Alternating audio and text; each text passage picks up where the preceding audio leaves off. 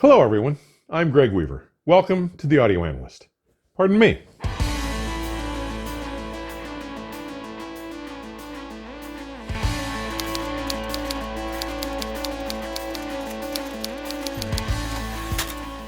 Today, I'm presenting part of my conversation with renowned electrical engineer, loudspeaker, and electronics designer, Laurie Fincham.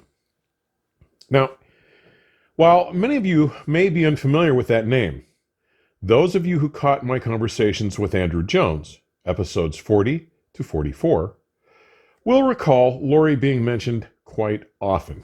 He is someone whom Andrew Jones looks upon as one of his most significant mentors over their nearly 15 years working together, over the time starting when Andrew joined KEF in 1983. He followed Laurie to Infinity in California in 1994 and continued to work with him there until his move to Pioneer in 1997. Now, aside from helping shape and influence Andrew's remarkable career, Laurie Fincham's contributions to this industry have had a tremendous impact on the development and the ever-improving, advancing fidelity of our audio systems and of loudspeakers in particular. This is a man whose direct influence clearly furthered and influenced the engineering and applied science of loudspeaker design, and looking back, must be seen as a significant contribution, the measure of which may be easily overlooked. Now, you may have picked up on the statement in my opening that this was only part of our conversation. Sadly, Laurie was beset by several technical issues, both audio and video, with his MacBook during our entire 2-hour and 15-minute discussion. Today, we've managed to present the first 17-odd minutes of that chat. However, we will continue to work on the existing recording with the hope of bringing more of that to you soon. And Laurie and I have discussed further discussions, so we'll see where it goes. But let's get started. Hello, everybody. Today, we have Laurie Fincham with us, who has, if you've watched any of the Andrew Jones interviews, you've heard this name many times. He's really very fond of and very appreciative of the things he learned from Laurie. And I first ran into this gentleman during my review of the Benchmark AHB2 amplifier. That was the first time we actually talked. Although I had known about his career, that was the first time we'd ever exchanged any conversations. So welcome, sir. How are you? I'm well, thank you. Good. Thanks for joining us. We're really excited about doing this. I think it's going to be fun. What I kind of would like to do is start off like I did with Andrew with, what it was that got you into audio equipment and speakers and things like that. I understand you started playing with that stuff when you were pretty young, yes? Yes, but it all came about through music. I was interested in you. I used to practice the banjo. I would get a tennis racket and strum thing, thinking I could play the banjo. So even when I was a kid, my father played the piano. He could read really well. He was a civil servant, but he could play really well. And I guess I got my love of music through him. And so it was the music that took me along the path, and I had to solve some of the little technical problems as to how do I pay a pickup through a radio and so forth. And mostly I did this with a friend of mine who was very keen on this stuff and had the money and the cooperation from his parents. It was just after the war, and there wasn't much money and there was not much to do.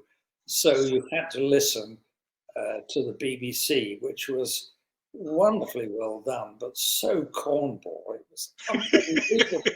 Even the newsreaders had to read the news in full evening dress, and they were just on the microphone. You couldn't see them. That's funny. So I used to listen to the American Forces Network.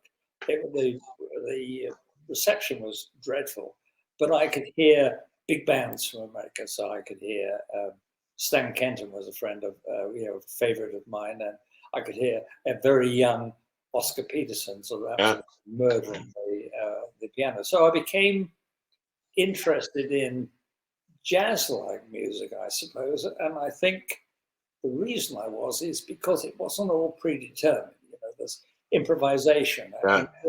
and I was a person who was good at thinking on my feet because my sight was poor, so I couldn't read things when I was a kid, and I didn't know I was short-sighted. So I used to guess, and so I acquired a certain verbosity, which has stood me in good stead ever since. Yeah. Now, what did you start playing? When did you actually, because you were in some bands and things as you grew up, right?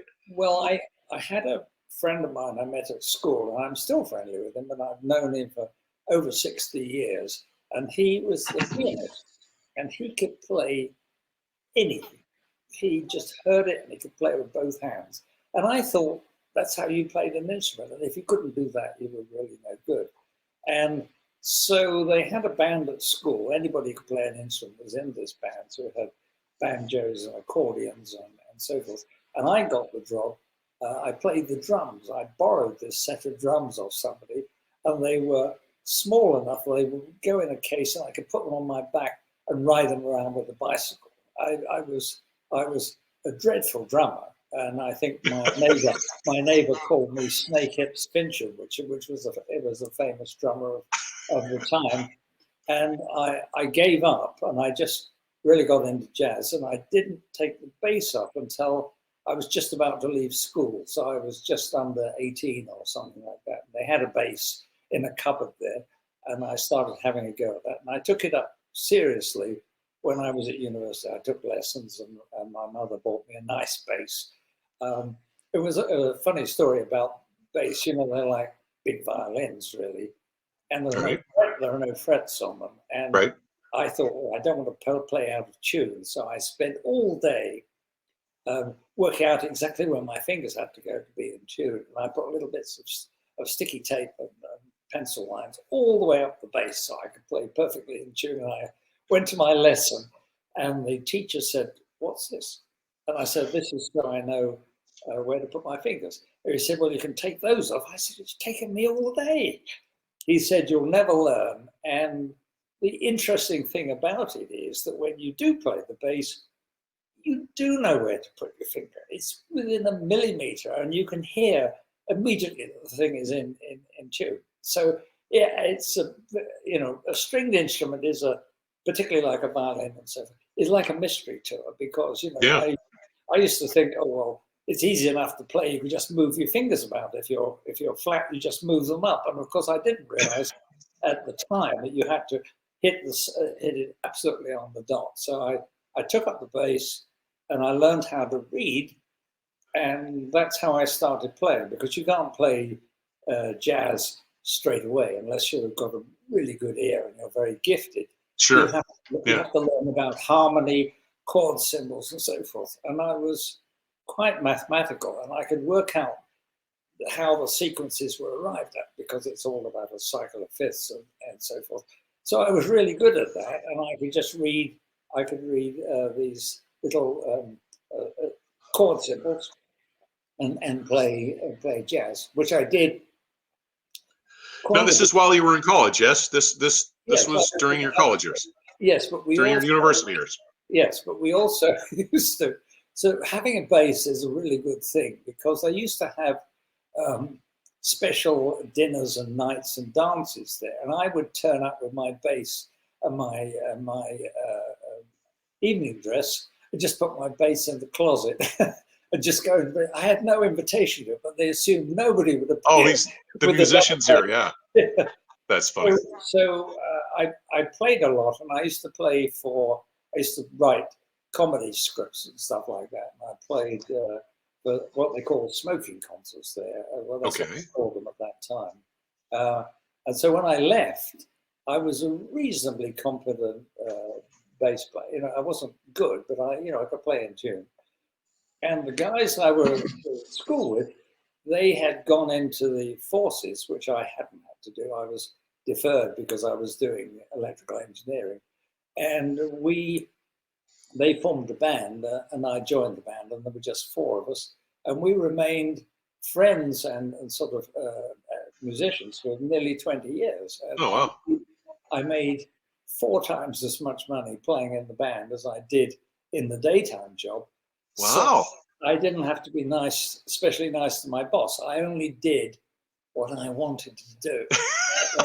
And so it was sort of built-in selfishness about it, or independence, depending on how you like to look at it. That's got to be an amazing position for a young man. What, 20, 21 years old? Yes, I was 21, and what happened was that all the companies I went to work for Goodmans, who were a really old speaker company, and after about 3 or 4 years, I got asked to come and join Celestia, but these companies kept moving. Because all their headquarters were in the London area, and it was Right. expensive. And so every time they moved, I changed companies so I could be within the radius that I needed to be to do the gigs. Music, yeah. So I wandered around with like a 15-mile radius. Well, now Goodman's made drivers, correct? That's what they built. Goodman's built loudspeakers. They built drivers back in the day, yes? They were an engineering company, essentially. They were mechanical Oh, engineers. okay. They had 20 people in their drawing office. They made all their own machinery. They punched metal. They made cones, and paper cones are a complete mystery. They cost an absolute fortune to make a tool.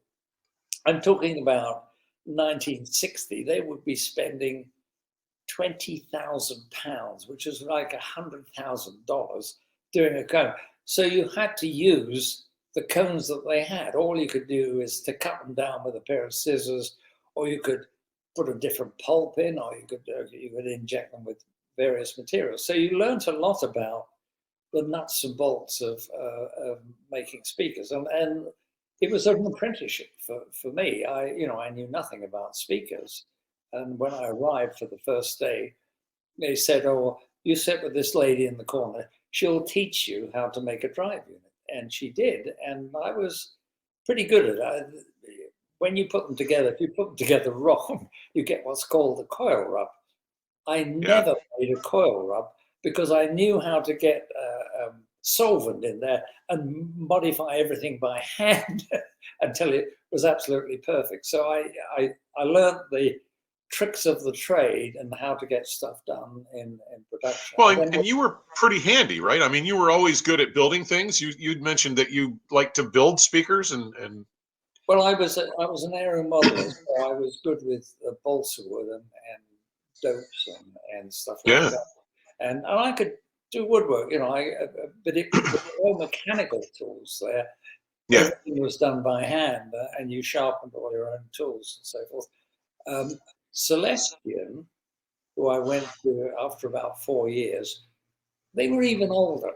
I was the first graduate engineer they had employed in 30 years. Wow. Because they were founded in 1926, so they used to make speakers with sort of moving magnets, and it was the grand old men, and I had a wonderful time there because they were always doing different things. We made speakers which were for petroleum plants, and so they mustn't give out any sparks, otherwise the whole place went up in smoke. We made little speakers for mines, and you had to have one every 50 feet, and they had to work as a microphone or as a speaker. So I learned that a speaker was a microphone, Sure. speaker, which isn't really in the books. There were no books on learning about speakers. You were completely stuck. I mean, everything was just articles in newspapers. So you were sort of on your own, really, to learn stuff. Or it was far too complicated. It was very, very mathematical.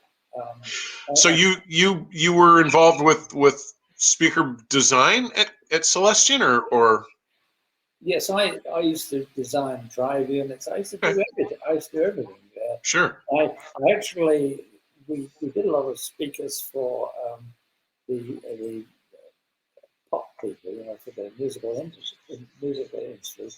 And I remember doing a big speaker box, which was 18 cubic feet.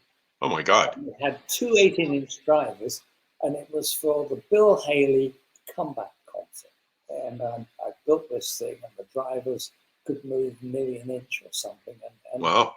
I tell you, if you tune one of these things long enough, it keeps you regular. You don't need to fuss about laxatives. And they got this thing, and then they said, "Oh, well, you designed it wrong because the drill is rattling." And I worked everything out. I tuned it to the bottom note of the bass, 42 hertz E, and I thought that was absolutely perfect. And what I discovered was that when you played the notes on a bass guitar and you got up to B above E, the cones started floating out of the gap, and the thing could hit the grill. So it's called magnetic rectification, and what it really has to do with, as the speaker moves out of the gap, you're moving into the leakage field, so there's less to pull it back. So it gradually inches out of the gap until it can't go any further. And so these were all little lessons that you learned in a practical way. First time I came to America was for Celestion. We used to make all the drive units for Vox and for Marshall and so forth. And they had some breaking in America, and they sent me over because we'd been sued for $1 million. And I came over in 1968. Beautiful. I went to Los Angeles, and it was so hot, and it was just amazing. And I went all the way across the country, and I discovered that the amplifiers there, they were making solid state ones, which were just coming into the market. Right. Yeah. And the speaker was rated at 12 watts or something like that, not very much. And the amplifiers, they said, "Oh, these are 100 watts," and they were blowing them up. And so in the end, we settled for about 1,000. And it was my first interface with Americans. And this young girl, who was the daughter of one of the customers there, she said, "How was that, Mr. Fincham?"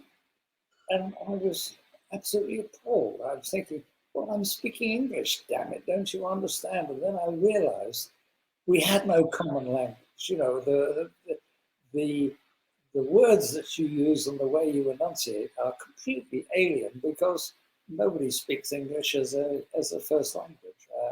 And that was something you had to learn. You just imagine everybody could understand the Englishman because, damn it, it was English. So that was Celestion, and I ended up as the chief engineer there when I was in my 30s, I suppose. Wow. And I was the youngest guy, and everybody who worked for me was about 60. Oh my God. Because they'd been there forever. Right. And I said, "This place is a tip, we're going to tidy it up. I'm coming in on Saturday." And I think only about 2 of us appeared to clear the place up. But again, it was a lovely place to work in because it was so full of history. Yeah. And there were so many things you found out about. How do you make a diaphragm for a horn or something like that? How do you impregnate cloth and put it into a thing? How do you make cones? Celestion had a cone plant as well.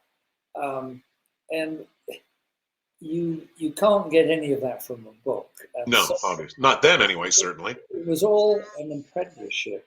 Thank you for your time today, sir. It's been an absolute pleasure having time to talk to you, sir. Until we get back to this and talk further, we'll talk again. We'll see you again, okay? Well, thank you, and I enjoyed our chat. I had an absolute blast, sir. You have no idea how much I appreciate it. And a trip down memory lane. Indeed. You take care. We'll talk again soon. All right, cheers. Bye. Guys, as brief as this segment is, I think it gives you a clear sense of his passion and how funny he can be. I've got to tell you, I wish I'd recorded some of our phone conversations leading up to this video chat. He had me almost falling out of my chair with laughter a few times. I'm hopeful of presenting more from this session if we can augment some of the audio or possibly some future sessions with Laurie.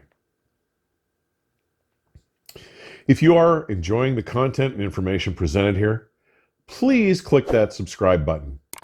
And don't forget to like and share links to your favorite episodes with your friends or on social media. You know I love hearing from you, so be sure to post comments and questions. And information on supporting the channel may be found in today's description section or at my website, theaudioanalyst.com. As always, thank you for taking the time to drop by and visit today. Please stay safe and keep the music playing.